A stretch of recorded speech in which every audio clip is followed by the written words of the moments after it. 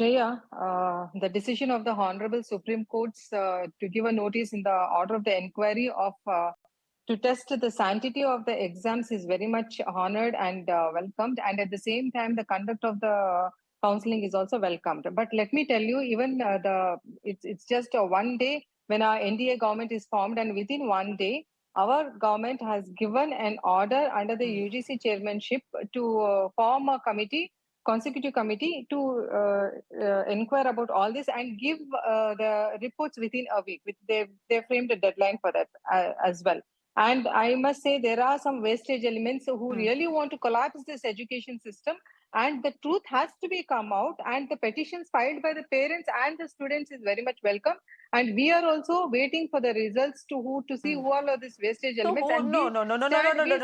This is double speak with the students. This is double speak. This is double speak. Why? On one hand, you're speaking about vested interests trying to collapse India's education system, and then you're saying we are welcoming the petitions that have been filed by students and parents and coaching centers. You're calling them vested interests, right? No. Because the Congress party has not gone and filed a petition in the Supreme Court. See, I'm not calling the parents or the students as the wastage elements. I'm trying to say that there are some people who have tried to mishandle or do malpractice in these exams, and that has to be inquired. And no parents or the students' petitions is questioned here. So you're accepting that malpractices have happened. Dr. Sudha, I'm saying the inquiry has as spokesperson of the BJP, you're accepting. You're accepting that there have been malpractices. I'm accepting the petitions. And I'm saying that if any malpractices are done, the inquiry should be done, and the people who are behind all this has to be punished. There is no second doubt about it, Shreya. Whoever is there, they have to punish about it. Okay. Second, let me complete. And the Congress statements, what they're giving is very much condemnable, as the CET conducted in Karnataka has done blunders, because other than 56% of the questions, all the questions were from the syllabus which was not there. And the students have filed a complaint regarding this, and no action. Two wrongs don't make a right. To the director of the CET. Two wrongs don't make a right. Pardon? Two wrongs don't make a right. Dr. Sudha, I'm saying two wrongs don't make a right. Pratik can just come here. Forget the politics. Actually मैं ये कहना चाहूंगा कि जैसे supreme court में हम सभी ने PIL ऑलरेडी फाइल कर दी है, and all we are demanding is कि एक CBI इंक्वायरी होनी चाहिए ताकि हमें सच और झूठ पता चल सके. तो सुप्रीम कोर्ट के पास हम ऑलरेडी जा रहे हैं, और हम चाहेंगे कि क्योंकि बच्चों को न्याय चाहिए, बच्चों के साथ गलत हुआ है, तो हर एक इंसान इसमें सपोर्ट करे, गवर्नमेंट भी हमारा सपोर्ट करे, and government has the power to issue CBI inquiry.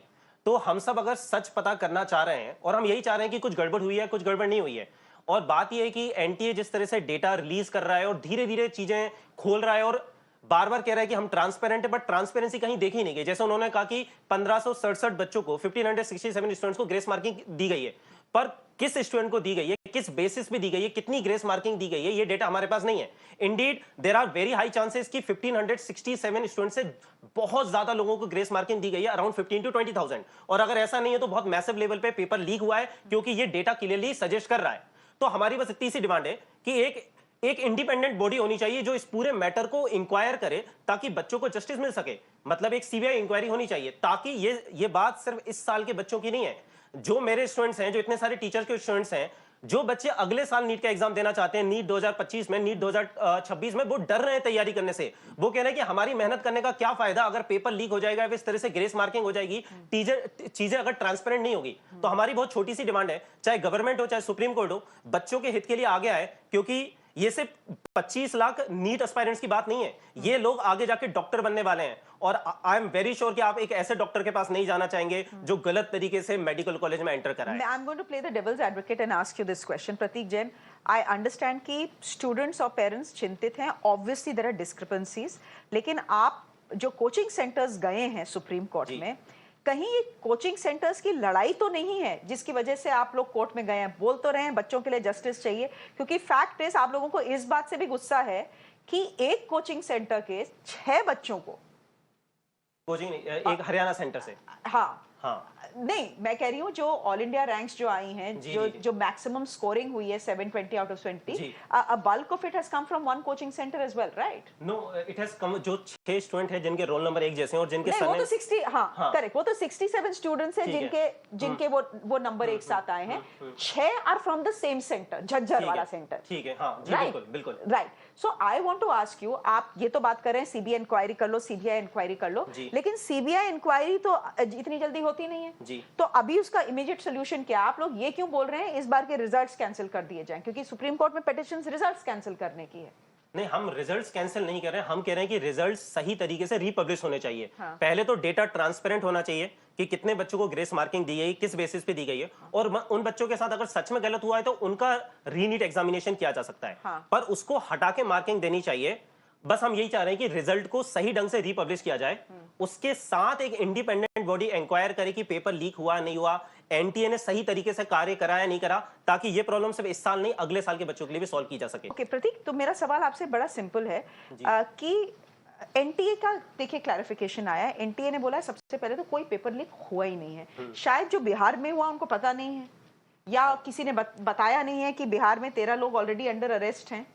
NTA ने ऐसा कहा भी कि उनके पास ऐसी कोई खबर है ही नहीं कि पेपर लीक हुआ। ऑल्दो पूरे इंडिया को पता चल गया है, जो बच्चे नीट से रिलेटेड नहीं है ना, उनको भी ये वाली चीज पता है, सफिशिएंट प्रूफ्स अवेलेबल हैं अलग अलग तरह से, बट दे आर लाइक कि हमारे पास अभी तक ऐसी कोई कॉपी नहीं है, हमें पता नहीं चला।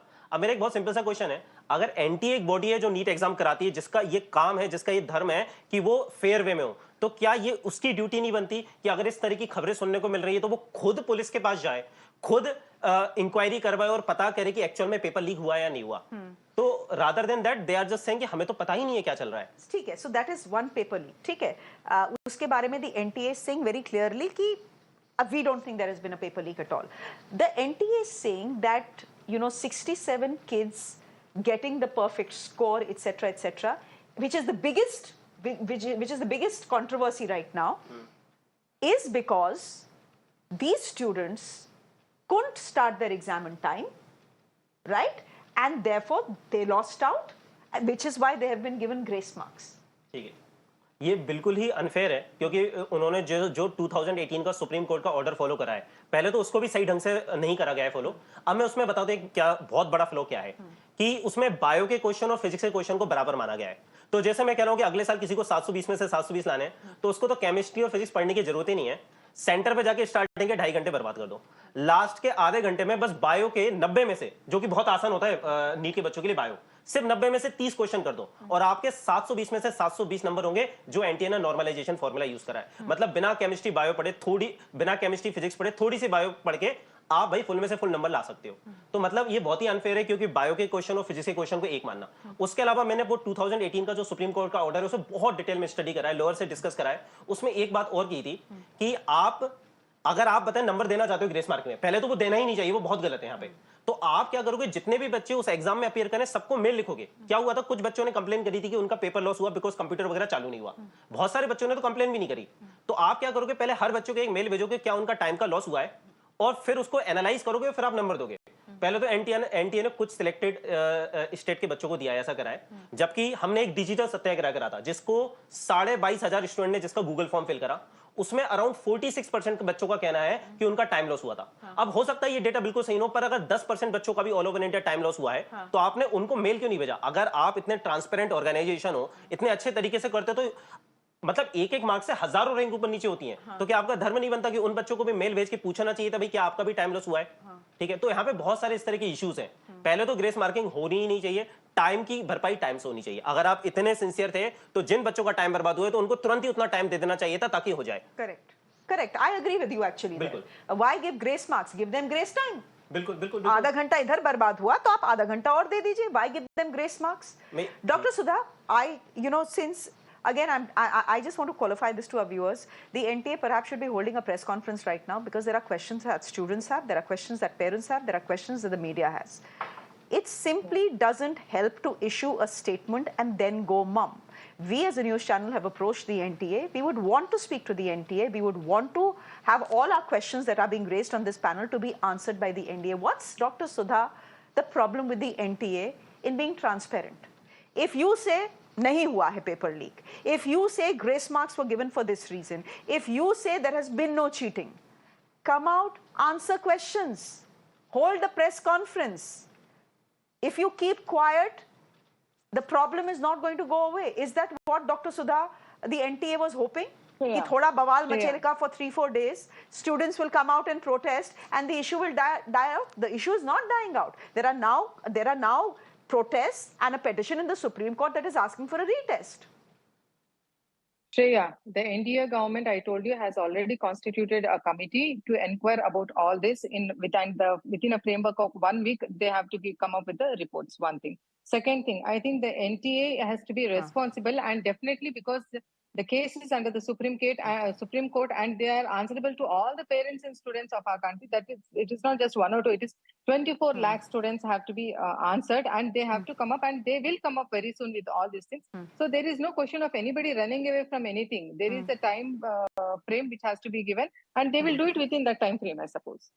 And we stand very much like a rock behind all the students in the interest of the students. क्योंकि जिस कमेटी की बात प्रेस पीआईबी में करी गई थी, वो सिर्फ 1600 बच्चों का चेक करने वाले हैं, और जहां तक मुझे पता है अभी जो पेपर में छपा था उसके हेड, वो एनटी के जो हेड है वो खुद ही हैं जिन्होंने प्रेस कॉन्फ्रेंस करा था। तो अगर कोई बॉडी इसका इन्वेस्टिगेशन कर रही है तो पहले तो वो इंडिपेंडेंट बॉडी होनी चाहिए। और मैं बार बार बोल रहा हूं कि मुद्दा उन 1600 बच्चों का नहीं है जिनको ग्रेस मार्किंग करी गई है, यहां पे बहुत बच्चों का हुआ है। पिछले साल 655 प्लस मार्क्स लाने वाले सिर्फ 5000 स्टूडेंट्स थे, और इस बार 655 प्लस मार्क्स लाने वाले 25000 स्टूडेंट्स हैं। जो बच्चों ने एग्जाम दिया है उनकी संख्या सिर्फ 15 to 20% बढ़ी है, पर यहां पे जो बच्चे 655 प्लस मार्क्स लेके आ रहे हैं उनकी संख्या 500% बढ़ गई है। तो या तो 15 से 20 हजार बच्चों को ग्रेस मार्किंग दी गई है, या फिर पेपर लीक बहुत मैसिव लेवल पे हुआ है, क्योंकि पेपर का लेवल पिछले साल इस साल का ऑलमोस्ट सेमी था, या फिर इस साल का हल्का सा डिफिकल्ट था। No, we were told that it was actually the NTA's contention is that the paper was slightly easier this time. किसी भी टीचर से पूछ लीजिए, क्योंकि जैसे ही पेपर आता है हम सारे टीचर उसका एनालिसिस करते हैं। आप किसी भी कोचिंग का उठा के एनालिसिस देख लीजिए, मैंने खुद करा हुआ है, पेपर वाज लिटिल डिफिकल्ट, और इधर same level. Okay, so you know there are many questions that have been raised on this panel this evening. The Supreme Court is already hearing the matter. The matter will be now before a bench of the Chief Justice of India. While the Supreme Court has said that the sanctity of the NEET exam has been compromised, the fact is they haven't paused the counseling process that is currently underway. Which way the story goes will determine the future of many, many students across this country. It's a story we are keeping a very close track of right here on Mirror Now. But for the moment, I'm going to thank our guests. Dr. Sudha Halkai, thank you very much. Prateek, thanks for coming to the studio.